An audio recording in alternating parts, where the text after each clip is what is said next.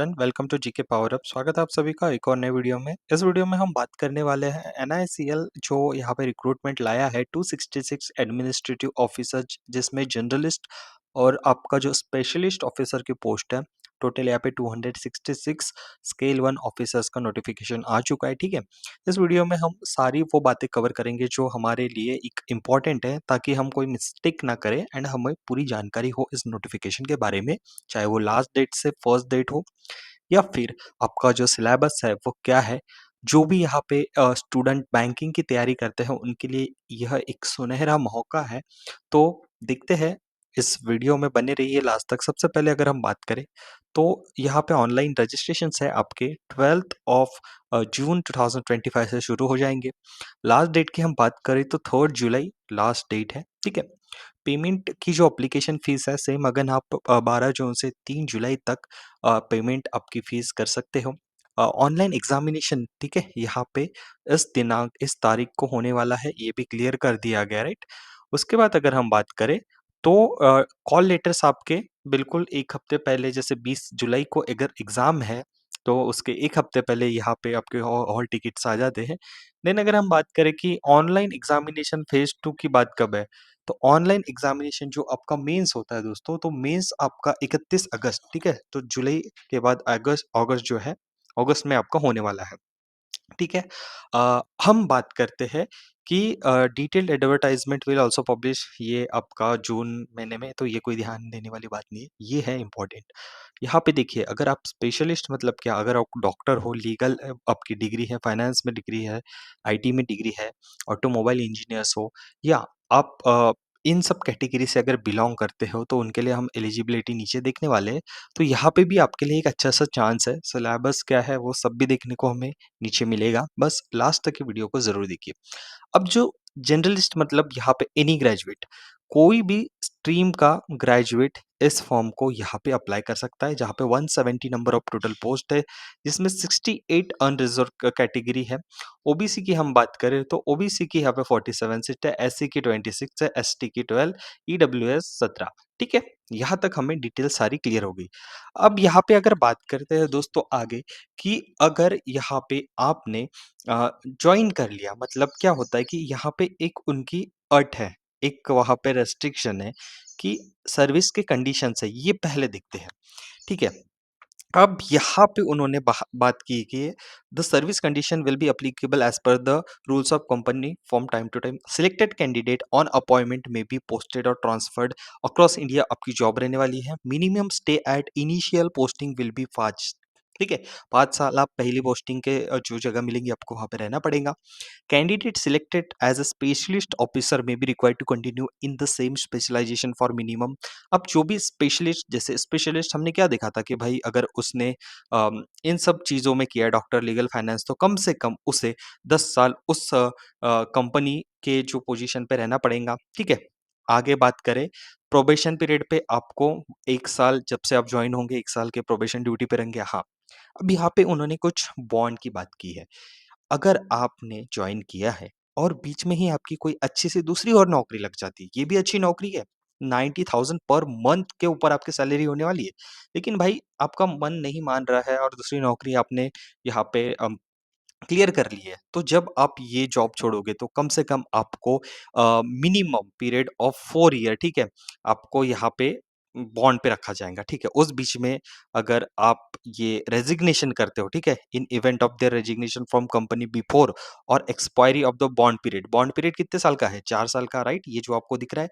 अब expiry of bond period आपने यहाँ पे आपने रेजिग्नेशन दे दिया, तो आपको 1 साल की जो सैलरी होती है, ठीक है, जब भी आप प्रोबेशन के पीरियड पे रहोगे, 1 साल की अगर आपकी जितनी भी सैलरी थी है, वो आपको देना पड़ेगा उनको, मतलब ये बॉन्ड टूट जाएगा, राइट? ये डन है।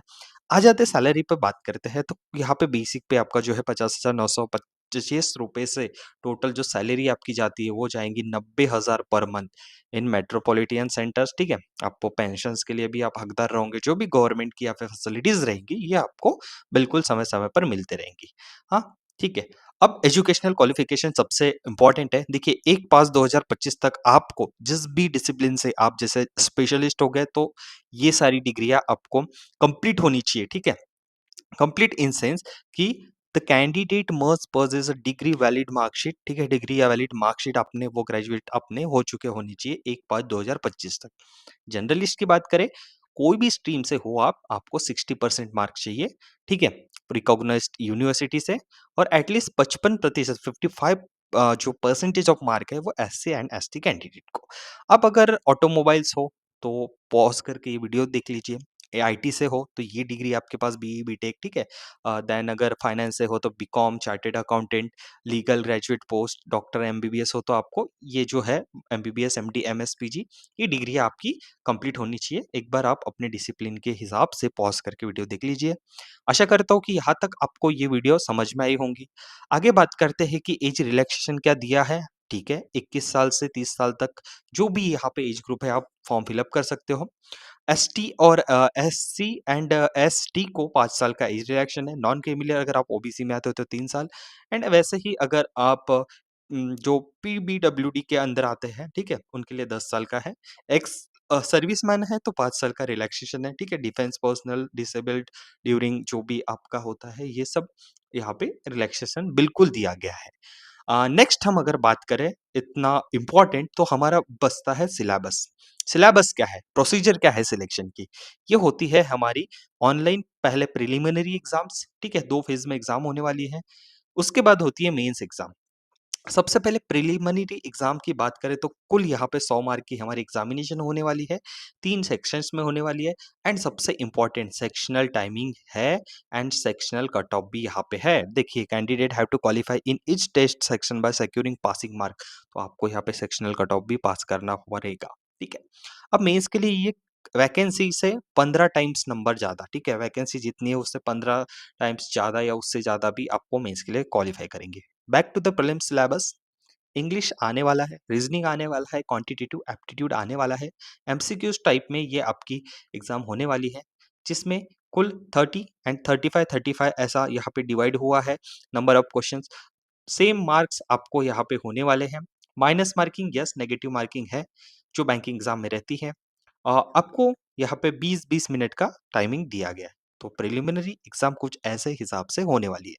मेंस में अगर आप आ जाइए तो यहाँ पे सारा जो है थोड़ा-सा चेंजेस दिखते हैं आपको। क्या चेंजेस दिखते हैं? देखिए, मेंस भी ऑब्जेक्टिव टाइप की होने वाली है, 3 घंटे की एग्ज़ाम होने वाली है, जिसमें 5 एंड 6 सेक्शन दिखने को मिलेंगे। 5 सेक्शन आपके जो ऑब्जेक्टिव रहता है, इन 1 सेक्शन डिस्क्रिप्टिव रहता है।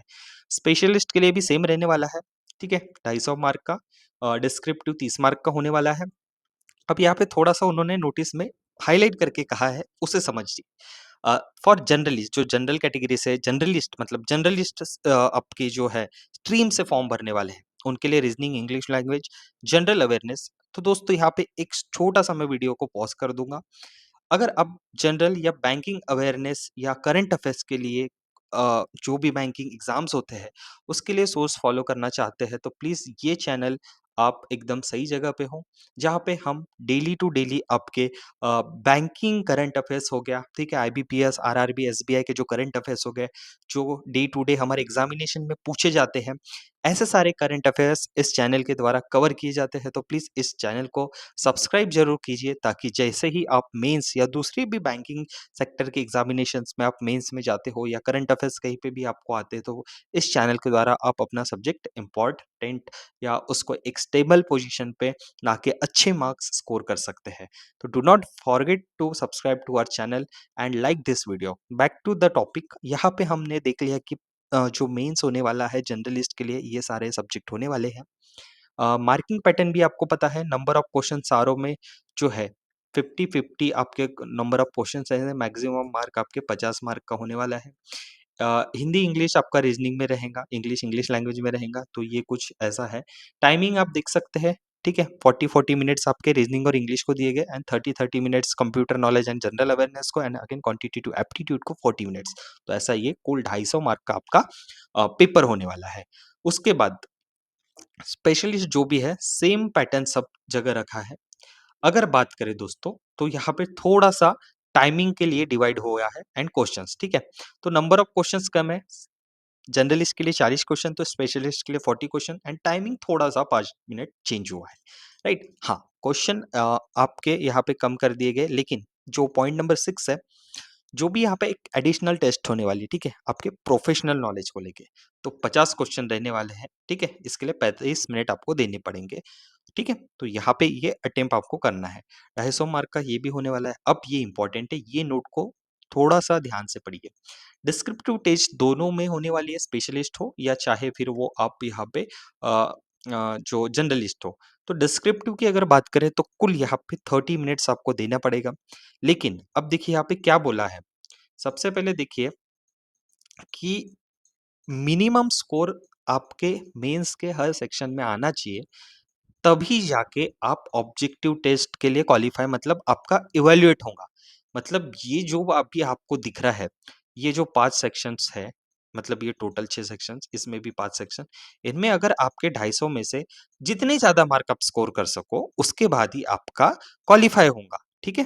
कि आपके वो मार्क जो भी है डिस्क्रिप्टिव के, वो यहाँ पे अ, चेक किए जाएँगे। एक बार अच्छे से पढ़ लेते हैं। The descriptive test of 30 minute duration, 30 mark of test of English language, ऐसे 10 मार्क्स आएगा, प्रेसिस 10 मार्क्स, कॉम्प्रिहेंशन 10 मार्क्स का आने वाला है।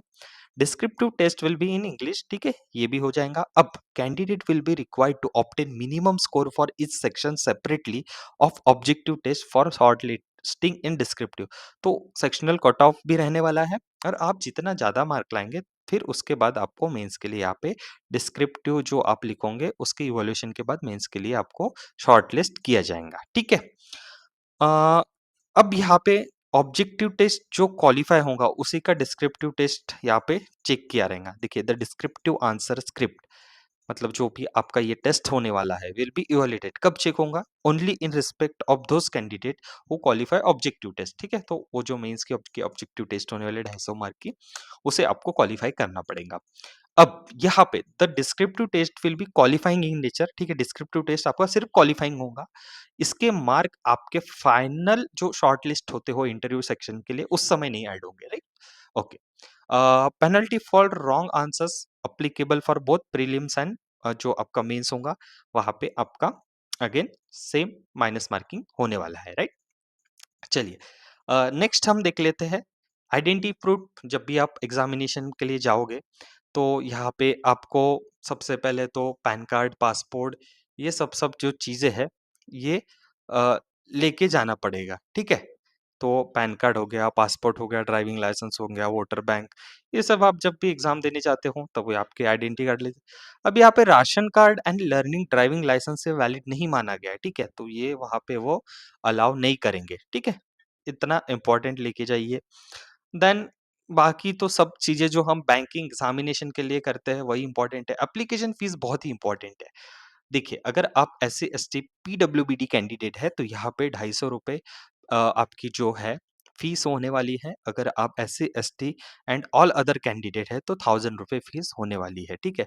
All candidate other than SC ST and in तीनों कैंडिडेट के अलावा आप हो, तो आपको 1000, एंड अगर ये 3 कैटेगरी में हो, तो आपको ₹250 ही देनी पड़ेगी। एग्जामिनेशन सेंटर, अगेन मैंने ये जो पीडीएफ है, इसको मैंने डिस्क्रिप्शन में लगाया है, तो ओवर द इंडिया यहाँ पे ये सेंटर्स रहने वाले हैं, तो कोई दिक्कत नहीं है, ठीक है। अब मेंस के लिए जो ये पॉज करके देख सकते हो, ये सेंटर्स रहने वाले, ठीक है। चलिए, आगे बढ़ते हैं। नेक्स्ट और लास्ट इंपॉर्टेंट अपडेट जो नोटिफिकेशन में हमको देखने को मिलती है, तो वो है दोस्तों, प्रिलिमिनरी एग्जामिनेशन भी होने वाला है। तो ये जो है वेबसाइट, इस पे आपको चेक करते रहना है कि एक मॉक जैसी टेस्ट होने वाली है, ठीक है। आगे बात करते हैं अप्लाई कैसे करना है। एप्लीकेशन रजिस्ट्रेशन की लिंक जो है मैंने डिस्क्रिप्शन बॉक्स में दे रखी है, पेमेंट भी मैंने बता रखा है, डॉक्यूमेंट स्कैन करना है, ठीक है। तो ये सब चीजें हैं, कैसे क्या करना है। हाँ, ये बहुत ही इंपॉर्टेंट है। हैंड रिटन डिक्लेरेशन कुछ ऐसे आपको स्कैन करके अपलोड करना पड़ता है, ठीक है। तो यहाँ तक ही इस नोटिफिकेशन में जो इम्पोर्टेंट बातें हैं मैंने आपको समझाया है। आशा करता हूँ कि ये वीडियो आपको ज़रूर पसंद आया होगा, and first date and last date में आप कंफ्यूज नहीं होंगे, तो बिल्कुल आसानी से ये आप वैकेंसी जो आई है इसके लिए फॉर्म अप्लाई कर दीजिए, क्योंकि सेम सिलेबस है। बैंकिंग जो हमारे एग्जामिनेशंस होते हैं, सेम रीजनिंग हो गया, कॉन्ट हो गया, जनरल अवेयरनेस एंड इंग्लिश। तो दोस्तों, इस वीडियो को लाइक ज़रूर कीजिए, चैनल को सब्सक्राइब ज़रूर कीजिए, एंड करंट अफेयर्स के लिए आपको अ, ये चैनल का जो कंटेंट है बिल्कुल ही मददगार होगा, तो प्लीज़ इस चैनल को सब्सक्राइब करके ज़रूर रखिए ताकि आपके एग्ज़ामिनेशन के लिए करंट अफ़ेयर्स के वीडियो ऐसे ही हम लाते रहें। एंड अगर आपने सब्सक्राइब कर रखा है तो प्लीज़ इस वीडियो को ज़रूर देख लीजिए ताकि आपके करंट अफ़ेयर्स के जो मार्क्स हैं, वो और भी यहाँ पे स्कोर बूस्ट होने वाला है। मिलते हैं अगली वीडियो में, तब तक के लिए ध्यान रखिए अपना। Thank you and bye-bye.